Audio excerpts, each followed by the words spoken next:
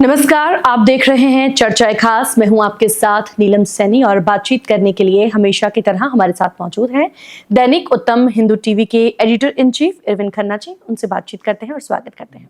Sir, बहुत बहुत स्वागत है।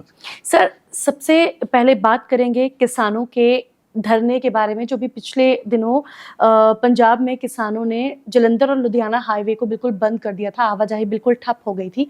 मांग थी कि गन्ने का जो न्यूनतम समर्थन मूल्य है उसे बढ़ाया जाए। ये धरना चला, लोगों को काफी दिक्कतों का, परेशानियों का सामना करना पड़ा। हालांकि बाद में मुख्यमंत्री भगवंत मान के साथ किसानों की जो मीटिंग हुई, बातचीत हुई, उसमें सहमति भी बन गई। इस बात पर मुख्यमंत्री की ओर से आश्वासन दे दिया गया कि अब तक का सबसे ज्यादा न्यूनतम समर्थन मूल्य गन्ना किसानों को दिया जाएगा। बातचीत हो गई, सहमति बन गई, पर अपनी मांगों को मनवाने के लिए बार बार इस तरीके से धरना प्रदर्शन करना, और धरना प्रदर्शन भी इस तरीके से करना कि उससे आम जनजीवन जो है वो प्रभावित हो रहा है, उन्हें दिक्कतों का सामना करना पड़ रहा है। इसे आप कैसे देखते हैं? देखिए, पहले तो मैं ये कहूँ कि मुख्यमंत्री और इनकी आपस में बातचीत हुई, समस्या एक तत्काल हल हो गई। पर एक बात हमें सोचना चाहिए कि धरना जो लेके जो सड़क और रेल रोकना, ये सर्वोच्च न्यायालय ने भी मना किया है कि नहीं होना चाहिए जनजीवन का। और पर मुश्किल ये है कि किसान आंदोलन के बाद ये किसान पंजाब के, विशेष रूप से पंजाब में किसान धरने और रेल रोको एक आदत बन गई, जो कि पंजाब के लिए बहुत दुखदाई स्थिति है। देखो, जो आपने बात कही, जनजीवन का सारा अस्त व्यस्त हो जाना, कोई दुख के लिए जा रहा है, कोई सुख के लिए जा रहा है, कोई मिलने के, कोई बाहर से आ रहा है, कोई काम प्रभावित सारा एक ये तो एक पहलू आ गया, एक व्यक्तिगत पहलू। लेकिन एक बात और दूसरी जो पहलू ये है, आर्थिक पहलू है।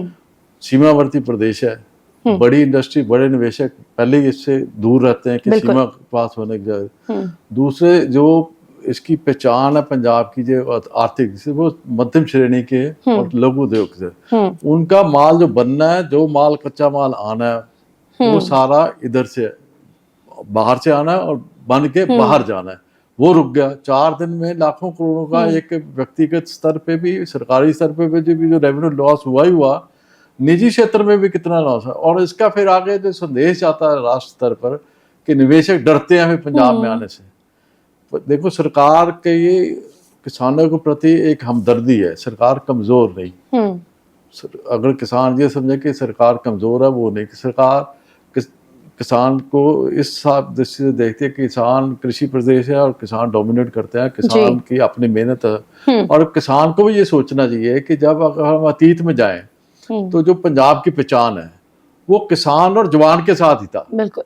क्योंकि 60 और 70 का दशक अगर हम याद करें तो देश में जहाँ के कृषि उत्पाद की संकट था, गेहूं का संकट था, तो पंजाब के किसान ने अपनी मेहनत आगे लेके और जो राष्ट्र स्तर पे उसको पूरा किया। अगर 65 और 71 की लड़ाइयां देखे तो पंजाब का जवान आगे था, और आज भी, चाहे वो कारगिल का आया बाद में, तो पंजाब का जवान आ गया।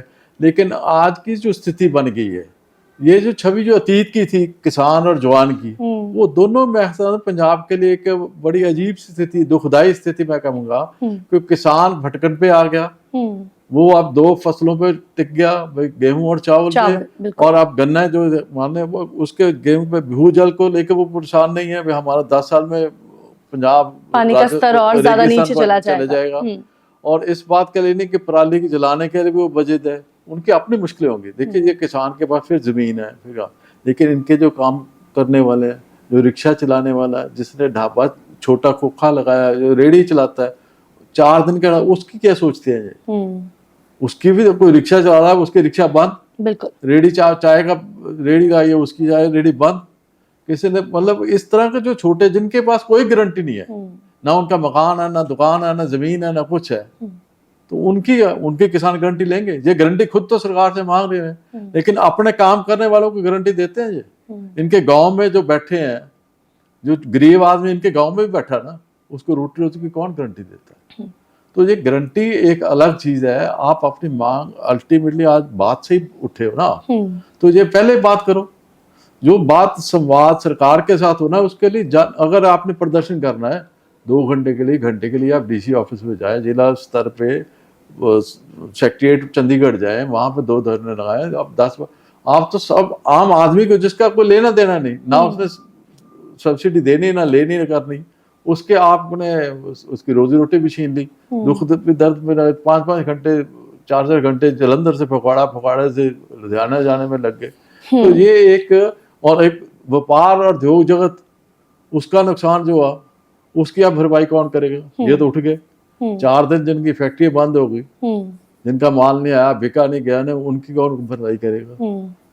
ट्रक हैं, कारें हैं, कोई हर का काम हर स्तर पे उसका एक सर्कल बना होता है। वो कड़ी टूट गई। बिल्कुल। जब कड़ी टूटी है तो बनते बनते 4 दिन लगेंगे। तो ये जो है ना छवि जो है ना पंजाब की इस तरह की ना बनाए कि पंजाब से लोग डरने लगे। बस मेरा इतना है। इसमें ये मान सम्मान एक दूसरे का आंखों का होता है। अगर आंखों में सम्मान निकल गया ना तो उसके दोबारा बनाना बड़ा मुश्किल होगा। ये बात किसानों को आज समझ लेनी चाहिए। चलिए अगली खबर की बात करते हैं। देश की सियासत में ये देखा जाता है कि क्रेडिट लेने की होड़ मची होती है। कोई भी अच्छी खबर आती है तो क्रेडिट लेने के लिए सारी सियासी पार्टियां आगे आ जाती हैं। वहीं दूसरी ओर देखा जाता है ब्लेम गेम भी खूब चलता है। अगर कोई नुकसान होता है, कुछ बुरा होता है, तो दूसरे पर हम फटाफट से ब्लेम लगा देते हैं। बात इंडिया के फाइनल में हारने की है। इंडियन टीम ने अच्छा प्रदर्शन किया, सारे मैच जीते, फाइनल पहुंच गई, लेकिन फाइनल में किसी कारणों के चलते वो हार गई। राहुल गांधी ने इस बात को करते हुए प्रधानमंत्री नरेंद्र मोदी पर आपत्तिजनक शब्दों का इस्तेमाल किया, टिप्पणी की। इसे लेकर चुनाव आयोग का नोटिस भी उन्हें जारी हुआ। दूसरी ओर असम के जो मुख्यमंत्री हैं हेमंत बिस्वा, उनका कहना है कि चूंकि इंदिरा गांधी की जन्म वर्षगांठ पर यह मैच खेला गया, उस दिन खेला गया, इसलिए टीम इंडिया हार गई। वहीं दूसरी ओर पश्चिम बंगाल की मुख्यमंत्री ममता बनर्जी का कहना है कि अगर ये मैच कोलकाता में खेला जाता तो टीम इंडिया जीत जाती। तो ये जो अजीबोगरीब बयानबाजी हो रही है, इसे लेकर कैसे देखते हैं आप इसे? ये एक बड़ी दुखदाई, देखिए एक बात समझे, जो ये विश्व कप हुआ उसमें 10 में से 10 खेल भारतीय टीम ने जीते, फाइनल में हार गए।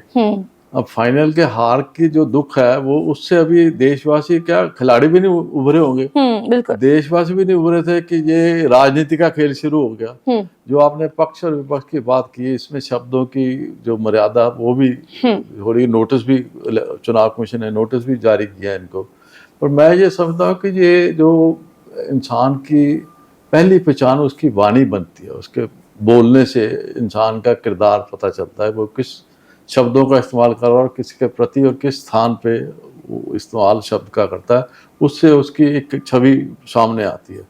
और जिस राजनीतिक लोगों ने जो शब्द बोले और जिस समय और परिस्थितियों में बोले, वो मैं समझता हूँ कि एक उनकी अपनी छवि को भी नुकसान पड़ती है। और दूसरा संदेश ये देता है कि भारतीय राजनीति आज पतन की ओर है। वो उस स्तर से नीचे जो अतीत में जाएं, जो हमारे पहले प्रधानमंत्री, चाहे जवाहरलाल नेहरू थे, बाद में अटल जी आए, नरसिम्हा राव जी, मनमोहन सिंह, ये सारे, इनकी एक शब्दावली में मर्यादा होती थी। ये मर्यादाहीन जो बात करनी है, ये देश की राजनीति का पतन तो जाहिर करती है, लेकिन व्यक्ति विशेष की जो पर्सनैलिटी है उसका भी पता चलता है कि व्यक्ति विशेष की अपनी पर्सनैलिटी क्या है, उसका अपना व्यक्तित्व क्या है, उसकी अपनी सोच क्या है।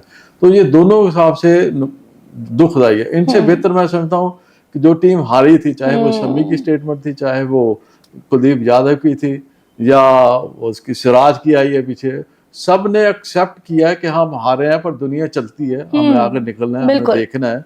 तो ये जो एक दूसरे को निजी क्षेत्र में, देखो लोकतंत्र में मतभेद होना एक स्वाभाविक सी बात है, लेकिन उस पे शब्दों का इस्तेमाल जो है, वो जो शब्द जब निकल जाते हैं तो आप उनको, उनके लिए माफी तो मांग सकते हैं, लेकिन वो शब्द भुलाए नहीं जाते। बिल्कुल, वो शब्द वापस नहीं आ सकते। आप माफी मांग कर एक समा निकाल लोगे, लेकिन शब्दों की वापसी नहीं हो सकती। इसलिए शब्द निकालने से पहले इंसान को जरूर सोचना चाहिए। और ये लोग तो हमारे प्रतिनिधि हैं। बिल्कुल, और इनकी जिम्मेवारी ज्यादा बनती है कि जन साधारण के लिए ये प्रेरणा स्रोत बने। अगर ये मर्यादाहीन बातें करेंगे तो जन साधारण से हम क्या आशा करेंगे? तो ये इनको आत्मचिंतन करने की जरूरत है, मैं ये समझता हूँ। तभी कहा जाता है कि तोल मोल के हमेशा बोलना चाहिए। बिल्कुल, अगली खबर की बात करते हैं। इजराइल और हमास के बीच जो जंग चल रही थी करीब 50 दिनों से, उस पर कुछ वक्त के लिए विराम लगा है। इस युद्ध विराम का सभी ने स्वागत किया है। अंतर्राष्ट्रीय स्तर पर इसकी सराहना की जा रही है और इसी दौरान दोनों तरफ से जो बंधक बनाए गए थे कुछ लोग, उनको रिहा किया जाना भी शुरू हो गया है। भारत ने इस पूरे मसले पर कहा है कि इस युद्ध का जो हल है वो 2 स्टेट पॉलिसी के जरिए निकाला जा सकता है। आप ये जो अंतर्राष्ट्रीय मसला है और ये जो अभी स्थिति आई है युद्ध विराम की, क्या कहेंगे इस पर? देखिए, एक बात स्पष्ट समझें कि हमास ने अपने प्रेम्बल में ये जो अपने ओथ शपथ पत्र में लिखा है कि इजराइल को समाप्त करना, उसका लक्ष्य उसने रखा। अब इजराइल ने जब इसका युद्ध शुरू किया तो उसने कहा हमास को खत्म करना। अब स्थिति ये है कि ना तो हमास खत्म हुआ ना इजराइल खत्म होना, और आर पार की लड़ाई दोनों ने लड़ ली। और राहत वाली बात यह है कि 4 दिन का युद्ध विराम जो हुआ है, पर जो राहत स्थायी रूप से राहत अगर चाहना तो भारत के द्वारा 2 स्टेट पॉलिसी ही है।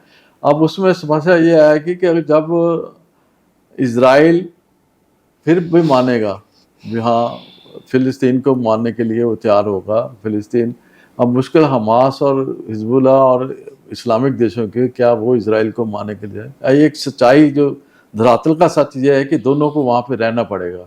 ना इजराइल हिल सकता है ना फिलिस्तीनी हिल सकते हैं। दोनों के एक अंतर्राष्ट्रीय यूएन में बैठ के, या बड़े जो महाशक्तियाँ जिनका हम कहते हैं, वो बैठ के इस मसले को संवाद के द्वारा हल करने का, पर उसके लिए विशेष रूप से जैसे इस तरह युद्ध विराम के लिए कतर ने भूमिका निभाई, अमेरिका ने भूमिका निभाई।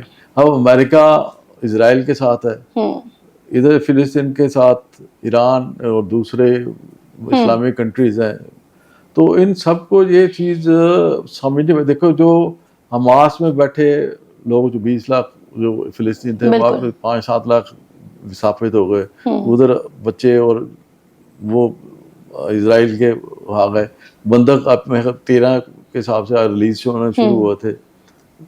तो ये सिलसिला तभी समाप्त होगा जब ये 2 स्टेट पॉलिसी मानी जाएगी।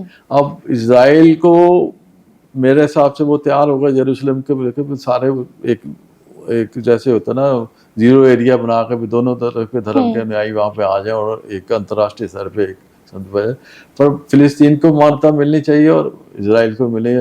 पर इसमें सबसे बड़े वो क्या इस्लामिक देश इजराइल को मानने के लिए तैयार हैं, ये एक सबसे बड़ा प्रश्न है। क्योंकि जब तक वो नहीं मानेंगे तो कोई इजराइल तो चारों तरफ से इस्लामिक देशों से बाकी सारी दुनिया कह ले, पर जब तक वो नहीं मानेंगे स्थिति बनने वाली नहीं। और ये हमारी स्थिति हम खुद भारत भुगतभोगी है। हमारे सब हम मान्यता देते हैं पाकिस्तान को, उसके अस्तित्व को मान्यता देते हैं, तब भी आए दिन हमें ना कोई। और इस केस में मैं समझता हूँ कि इजराइल को भारत से सीखना चाहिए कि हमने आतंकी हमले कितने देखे, हमने अपने आप को एक संयम में रखा। और दूसरी तरफ भारत को इजराइल से सीखना चाहिए कि सुरक्षा सेना कितनी अहमियत रखती है अपने सीमा को बचाने के लिए। तो दोनों एक, क्योंकि इधर गजवा हिंद का शोर डलता है, उधर इजराइल को ख़त्म करने का, तो दोनों को समझते हुए, पर जो अल्टीमेटली भारत का सुझाव है 2 स्टेट पॉलिसी, वो ही अंतिम स्थायी जो युद्ध विराम का आधार बनेगा। जितनी जल्दी हो जाएगा उस एरिया में शांति होगी और विश्व को भी इस बात की राहत मिलेगी। मैं यही समझता हूँ इस बात में। चलिए आखिरी सवाल की बात करते हैं। थाईलैंड में विश्व हिंदू कांग्रेस को संबोधित करते हुए आरएसएस के सरसंघचालक मोहन भागवत ने हिंदुत्व की बात की।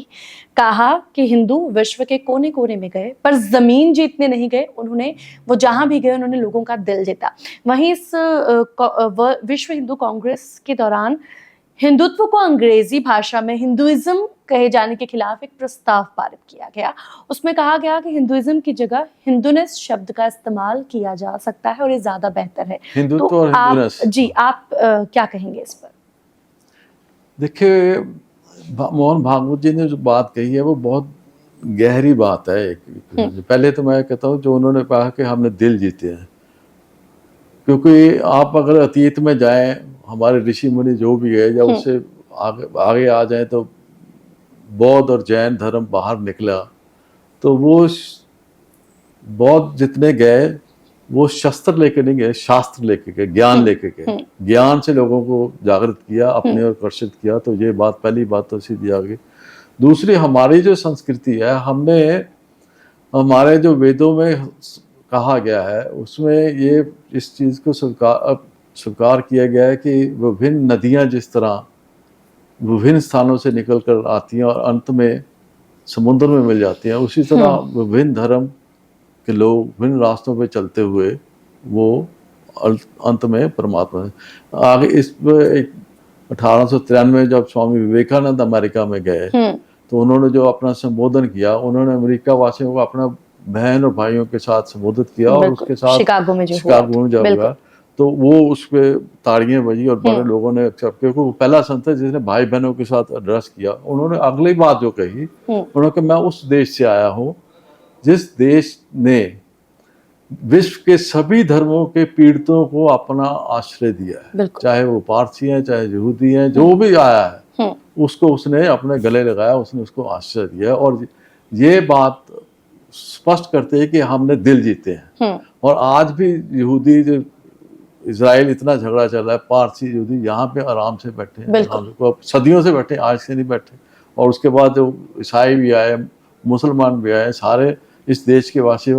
और जो बात उन्होंने मोहन भागवत जी ने हिंदुइज्म ना कह के हिंदूनेस की बात की है, उसको मैं ये कहना चाहता हूँ जैसे हिंदुत्व जो है ना, शब्द जो हिंदुत्व, ये एक फुलवाड़ी जिसको कहते हैं बगीचा है। बगीचे में हर तरह का फूल खिलता है, अपने उसकी अपनी एक महक होती है, अपने एक शक्ल स्वरूप उसकी चलती है। इज्म में एक फूल है, वो एक सिद्धांत, एक मत है, वो सबको नहीं है, वो एक में अपना खड़ा है। तो उसको अपनी एक महक है, उसकी अपनी एक पहचान है, फिर अपना एक स्वरूप है, वो ठीक है। लेकिन उसका मुकाबला आप बगीचे से नहीं कर सकते। One not is equal to whole. हम ब्रह्मांड को देखते हैं, प्रकृति को देखते हैं। हमारा जो विश्व को हम परिवार के शब्द जब इस्तेमाल करते हैं तो वो इसके कारण करते हैं कि हमने जो प्रार्थना भी की है हमारे वेदों में, उसमें सभी निरोगी की मांग की है, सभी स्वस्थ रहे, सभी सुखी रहे, सभी का कल्याण हो, सबका कल्याण, ये मांग की है। उसमें किसी क्षेत्र का नाम नहीं, किसी धर्म का नाम नहीं, किसी विशेष जगह या उसका नहीं है, उसने सभी के लिए मांग की। तो सभी में विश्व आ गया, हम प्रकृति के साथ जुड़े हैं। हिंदुत्व जो है एक सनातन, जो इसको हम कहते हैं, वो एक चलती धारा है। उसमें समय समय के साथ ऋषियों ने जैसे जन जागृत के लिए या समाज कल्याण के लिए जो बातें कही, और उसमें जो बेहतर थी वो निकलते गए। हम एक समुद्र की तरह है हिंदुत्व, और उसमें आप एक कुएं को एक या इस तरह ना देखें, महकमा फूल और बगीचे की जो है बात, वो ज्यादा बेहतर लगेगी इसलिए कहना कि अपने अपने भाव, अपने अपनी महक सबकी अपनी जगह है। लेकिन हिंदुत्व ने सबका सम्मान किया, सबको सत्कार किया, सबको गला। और यही भारत का केंद्र बिंदु, आधार और संस्कृति सभ्यता हमें सिखाई जाती है कि मानव, हम तो परमात्मा को भी देखते हैं जिसकी 100,000 आंखें, लाखों आंखें, और जो बिना आंखें के भी है, ये भी कहते हैं, हाथ पाँव सब होते हुए और फिर भी बिना आंखें, निराकार है। हमने जड़ और चेतन में परमात्मा को देखा है। तो हिंदुत्व जो जड़ और चेतन परमात्मा देखता है, वो एक समुद्र के है, उसकी गहराई में जितना जाएंगे आप, उसके आपका अपना उसमें क्या हिम्मत, आप हीरा खोजते हैं, किनारे बैठे हैं और गहराई जाते हैं, तो वो हिंदुत्व की वो सीमा नहीं, वो समुद्र की तरह है। तो वो हिंदुइज्म जो है, उसको इज्म का मतलब है कि एक मत, एक बात, एक पे सीमित है आप। तो वो हिंदुत्व जो व्यापक है, हिंदूनेस, हिंदुत्व, तो वो ये बात उन्होंने एक हिंदू विश्व कॉन्फ्रेंस में कही है। तो ये एक सोचने की बात है, क्योंकि हिंदुओं में भी अब एक बहुत आगे जातिवाद, भाषावाद, सारे। तो अगर दुनिया के साथ जुड़ना, तो पहले अपने आप से जुड़ोगे, फिर दुनिया के साथ जुड़ोगे। तो मोहन भागवत का संदेश समय अनुसार है, और इसको गहराई से और गंभीरता से लेना चाहिए, मैं समझने की जरूरत है। बहुत बहुत धन्यवाद सर हमारे साथ बातचीत करने के लिए। तो आज के मुद्दों पर बातचीत हमने कर ली है। अगले हफ्ते कुछ और सियासी मुद्दों के साथ फिर आपके सामने रूबरू होंगे। तब तक आप देखते रहिए उत्तम हिंदू टीवी। धन्यवाद।